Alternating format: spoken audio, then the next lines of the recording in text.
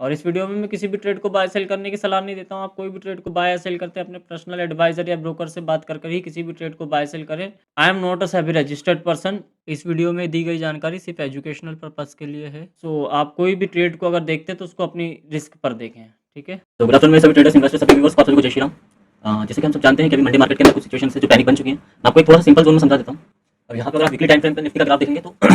एक trend line जा रही है जिसका मैक्सिमम टाइम निफ्टी ने सपोर्ट लिया है, काफी बार लिया है। एक इस जोन पे मार्केट उठा था जिसमें सपोर्ट रहती है कि मार्केट क्रैश हो सकता है, उस रेंज पे भी निफ्टी ने उसका सपोर्ट लिया और सपोर्ट लेके मार्केट जो अप ट्रेंड में निकल गया। इस वीक के अंदर अगर अपन बात करें तो इस वीक के अंदर आप देखोगे यहाँ पे आपको एक नीचे ट्रेंड लाइन के नीचे क्लोजिंग मिली है और पूरी वीक की कैंडल है, तो हम समझ सकते हैं कितना बड़ा इंपैक्ट इसका हमको देखने के लिए मिल सकता है, ठीक है। बट अगर आप इसके अंदर एक चीज नोटिस करेंगे तो जो कैंडल की क्लोजिंग है वो आपको काफी काफी ज्यादा परेशान करने वाली दिखाई देगी और ट्रेंड लाइन के नीचे है तो वो थोड़ा सा कंफर्मेशन देती है कि मार्केट के अंदर माहौल जो है वो गड़बड़ है। अब आप यहाँ पे एक चीज नोटिस करेंगे तो आपको यहाँ दिखाई देगा कि इन्वर्टेड कप एंड हैंडल आपको यहाँ पे बनता हुआ दिखाई दे रहा है। ये देखिए सपोर्ट के पास से ये बना और उसका ब्रेकडाउन हुआ है, ठीक है। तो अब क्या हम इस रेंज को ये मान लें कि मार्केट अब क्रैश हो चुका है? नहीं, ऐसा नहीं है। बट हाँ, संभावनाएं जो है वो मार्केट की थोड़ी सी अब गड़बड़ हो चुकी है। तो यहाँ पे अब हमको क्या करना चाहिए? तो उसके अंदर सिर्फ एक ही चीज निकल के आती है कि हमारे पास में एक मेजर सपोर्ट निकल के आ रहा है यहाँ पे इस जोन का,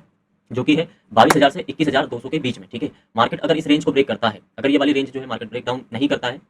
और जिस जोन पे मार्केट खड़ा है अगर उसी जोन से मार्केट ऊपर निकल जाता है, करीब अगर मान लें हम यहाँ से 22,000, 23,000, 22,900, 23,000 की रेंज लेके मार्केट मंडे को अप ट्रेंड में निकल जाता है, वेल एंड गुड है। बट अगर इन केस मार्केट फॉल करता है तो हम यहाँ तक के सपोर्ट जो है वो देख सकते हो। अगले जो बड़े सपोर्ट निकल के आ रहे हैं वो 22,000 की रेंज पे आपको दिखाई देंगे। ये देखिए इस जोन पे 22,000 की रेंज पे आपको दिखाई देगा और जो इसके बाद दूसरा सपोर्ट निकल के आ रहा है वो आपको सीधा 21,000 के जोन पे निकाल के देगा, ठीक है। तो ये जो मेजर सबसे बड़े सपोर्ट जो है वो इस जोन पे है और मैं पिछले कुछ हफ्तों से बोल भी रहा हूँ, मैंने लाइव के अंदर लगाया भी कि यहाँ पे जब मार्केट था मैंने यहाँ तक का टारगेट दिखाया है कि मार्केट यहाँ तक दिखा सकता है। बट होप कि मार्केट में ऐसी सिचुएशन ना बने। अगर ये सिचुएशन मार्केट में बनती है तो आप देखिए कि इसके पहले जो क्राइसिस मार्केट के अंदर हुए थे अगर अपन उसकी बात करें तो उसके अंदर आपको यहाँ पे देखने के लिए मिलेगा कि जिस जोन पे मार्केट ब्रेकडाउन करता है तो इसके पहले अगर आप देखोगे ग्राफ तो उसके अंदर आपको देखने के लिए मिलेगा जब 2008 में मार्केट लेमन ब्रदर क्राइसिस हुआ था उस समय पे जब मार्केट गिरा था तो करीब करीब ये यहाँ पे 50% से 60% टूटा था। उसके बाद में अगर आप देखोगे तो एक सेकंड, उसके बाद में अगर आप दूसरा देखोगे 2020 में जब मार्केट टूटा था तो या 10 साल बाद यहाँ पे आपको करीब करीब एक सेकंड, ये देखिए इस जोन पे आपको करीब करीब जो है 40 से 45 पॉइंट की गिरावट जो है वो 40 से 45% की गिरावट जो है वो देखने के लिए मिली थी। अब बात करें अब 10 साल बाद 7 साल बाद अगर हम बात कर रहे हैं मार्केट की और ये जो क्राइसिस है ये बड़े क्राइसिस है, ठीक है। क्योंकि इसके पहले जो वॉर चल रहे थे रशिया यूक्रेन और इधर उधर के जितने भी वॉर वगैरह सिचुएशंस चल रही थी, तनाव चल रहे थे, उनका इतना ज्यादा इंपैक्ट नहीं था। बट ईरान वाली वॉर का जो इंपैक्ट चल रहा है उसकी वजह से बाजार के अंदर जो ऑल ओवर ग्लोबल मार्केट के अंदर जो चीजें बिगड़ी हैं उसके हिसाब से आप देखिए अगर हम 40% देखें तो करीब करीब निकल के आता है यहाँ पे 13,000 या हम थोड़ा इसको छोटा भी कर लें तो 15,000 की रेंज तो जो है वो मार्केट की दिखी रही है नीचे की तरफ कि अगर क्राइसिस होते हैं मार्केट में, मार्केट अगर क्रश होता है या सेलिंग चालू होती है तो कितनी पैनिक सेलिंग जो है वो आपको देखने के लिए मिल सकती है। मतलब मैं जो सपोर्ट जोन बना रहा हूँ वहां से भी करीब करीब 7,000 8,000 पॉइंट की गिरावट हमको दिख सकती है अगर मार्केट इस रेंज से रिवर्सल नहीं लेता है तो, ठीक है। तो आप थोड़ा सा मार्केट के अंदर अभी आप देखेंगे अपन बात करें म्यूचुअल फंड्स की तो म्यूचुअल फंड के अंदर अगर आप देखोगे तो जिन जिन लोगों को आज से 1 साल 6 महीने या फिर साल भर पहले की बात करते हैं, ज्यादा पुराना सेशन जनवरी के पहले की बात करते हैं, उसके पहले तक देखो हर आदमी एसआईपी कर रहा था, हर आदमी इन्वेस्टमेंट कर रहा था, नए इन्वेस्टमेंट्स कर रहा था, म्यूचुअल फंड्स कर रहा था काफी सारे और काफी सारा पैसा लोगों ने लगा रखा था। बट इस रेंज पे जो बड़े प्लेयर्स थे उन लोगों ने अपना पोर्टफोलियो बाहर कर दिया था बाजार से, ठीक है। इस जोन पे बड़े पोर्टफोलियो मैनेजर्स ने अपना इन्वेस्टमेंट मार्केट से बाहर कर दिया था। अब उन सबके पास में कैश अमाउंट रखा हुआ है, बट जो रिटेलर है, छोटा ट्रेडर है या फिर जो हर महीने अपनी सैलरी या फिर अपने कुछ एक्सपेंसेस को कम करके अपना इन्वेस्टमेंट मार्केट में लगा रहा था, उन लोगों का पैसा जो है वो यहाँ फंसा हुआ है इस जोन के अंदर, ठीक है। अब जब आप देखोगे तो डेली बेसिस पे एफआईआई सेलिंग कर रहे हैं, डेली सेलिंग हो रही है, पैनिक सेलिंग हो रही है, ठीक है। अब क्या है कि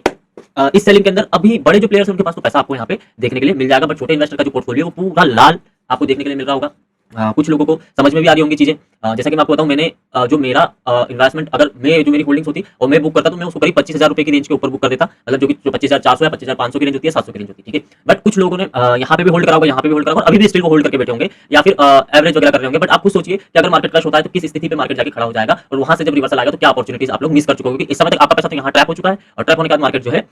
वो गिर रहा है और फिर वो अपॉर्चुनिटी किसके हाथ में जाएगी, ठीक है। तो ऐसा नहीं है कि मार्केट क्रश हुआ है, हर बार मार्केट गिरता है उठता दुगनी तेजी के साथ उठता है, ठीक है। जब भी मार्केट को नए हाईज लगाने होते हैं, देखिए हम इसके पहले की अगर मैं बात करूं तो अगर अपन एक जॉनरा को लेते हैं कि जब बड़ा प्राइस हुआ था तो हम 12,000 पे ट्रेड कर रहे थे 2020 में, उसके पहले तक हम यहीं पे ट्रेड कर रहे थे, जैसे कि आज हम 26,000 पे कर रहे हैं, ठीक है। उसके बाद में एक रैली आई और रैली आई तो सीधा यहां से आप देखोगे तो मार्केट इसका 2 टाइम अप ट्रेंड में निकल गया और मार्केट जो खड़ा हुआ सीधा 26,000 पे जाके खड़ा हुआ। उसके पहले अगर आप देखेंगे तो यहाँ पे अगर हम बात करें 2008 में जब क्राइसिस हुआ था मार्केट के अंदर, लेमन ब्रदर क्राइसिस आया था, उस समय की अगर मैं बात करूं तो मार्केट कहां ट्रेड करता था, 6,000 की रेंज के आसपास ट्रेड करता था, 5,000 6,000 मैंने खुद ने देखा है उस मार्केट को। तो मैं बता रहा हूं जैसे ये यहाँ पे देखिए 6,000 4,000 5,000 की रेंज पे ट्रेड करता और जैसे मार्केट क्रश हुआ तो सीधा 2,000 गया और फिर उसके नेक्स्ट आने वाले कुछ समय के अंदर मार्केट यहाँ से 2 टाइम ऊपर निकल गया। तो मतलब आप इस चीज से एक चीज समझ सकते हैं कि बाजार के अंदर अपॉर्चुनिटी कहां है कि अगर मार्केट एक क्रश होता है तो उससे डबल, मतलब जो हाई है उसका डबल, मतलब 26,000 का डबल क्या होता है, सीधा सीधा आपको यहाँ पे 56,000 या 60,000 पे भी निफ्टी ट्रेड करते हुए आने वाले भविष्य में दिख सकती है, जिसके लिए हम लोग सब वेट कर रहे हैं, ठीक है।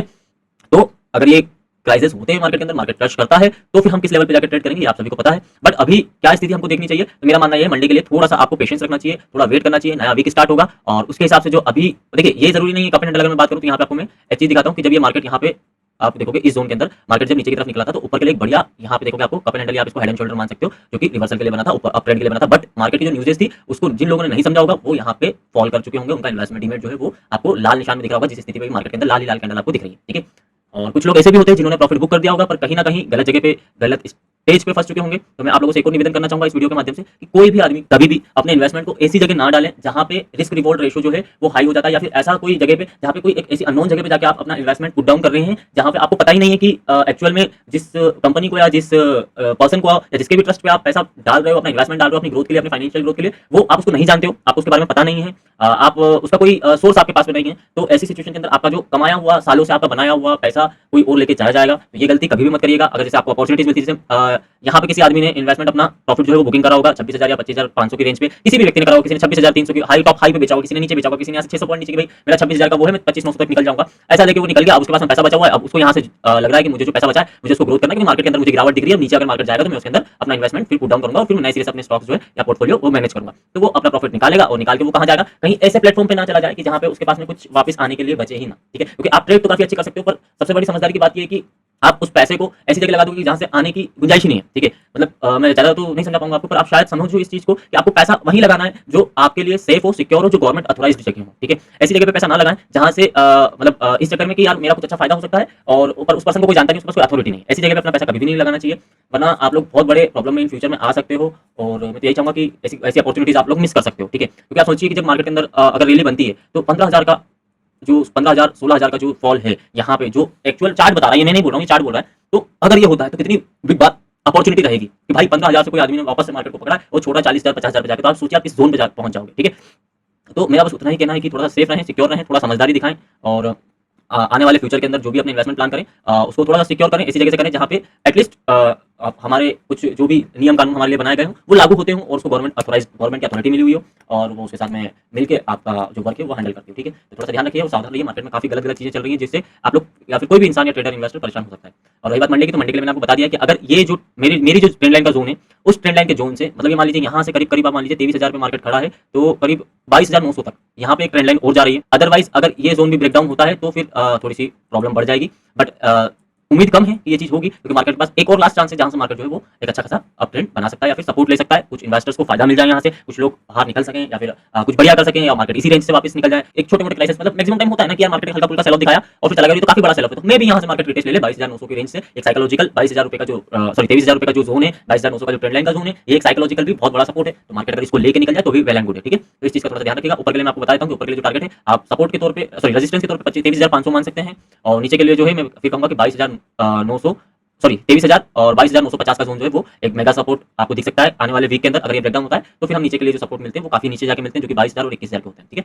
तो इसका थोड़ा ध्यान रखिएगा। और जैसे मंडे मार्केट चालू हुआ हम कुछ बेहतरीन करते हैं। और एक ही चीज और, अगर मेरे वीडियो आपको अच्छे लग रहे हो तो प्लीज मुझे लाइक करें, शेयर करें, सब्सक्राइब करें, कमेंट करिए, मैं कमेंट का जवाब देता हूँ। आपने लाइव स्ट्रीम पे आके कुछ भी चाहे तो पूछ सकते हैं। मैं लाइव मार्केट के अंदर काफी लाइव मार्केट के अंदर मैं सिर्फ एजुकेशन प्रोवाइड करता हूँ, बट जो एजुकेशन मैं प्रोवाइड करता हूँ वो मे भी आपके थोड़े बहुत काम आ सकती है। अगर आप भी कुछ ऐसी चीजें सीखना चाहते हैं, एजुकेट होना चाहते हैं, तो प्लीज मेरे चैनल को फॉलो करिए, सब्सक्राइब करिए और अपने इन्वेस्टमेंट को सिक्योर रखें और सेफली ग्रोथ करें। मैं तो यही चाहूंगा। जय श्री राम।